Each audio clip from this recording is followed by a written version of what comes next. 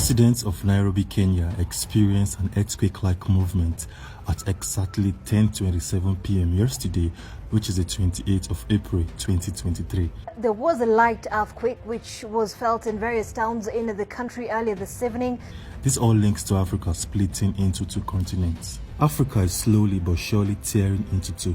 Like anything in geology, it's an extremely long process that will take millions of years, but it will eventually see part of East Africa chip off from the rest of the continent, likely resulting in a new ocean arising between the two land masses.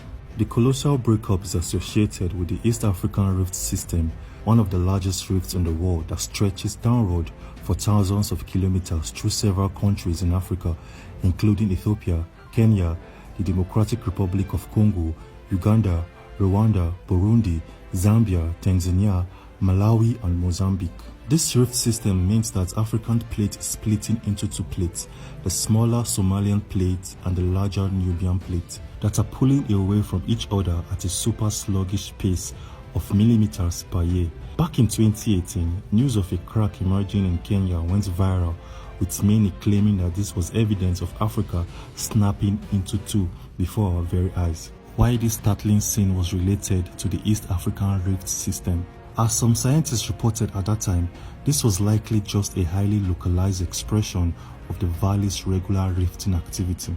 The East African Rift System has been in this current process for around 25 million years ago, and the crack in Kenya was an indirect whisper of what's occurring on the continent. However, in another 5 million to 10 million years, changes in the East African Rift System could result in a drastically different looking world. Around this time frame, we are likely to see a new ocean from between the Somalian plate and the Nubian plate. The great continent of Africa will lose its eastern shoulder, and the vast sea will cut off East Africa. As strange as this may seem, it's worth remembering that Earth's surface is in a constant state of flux. It's just so slow that human experience can't account for it.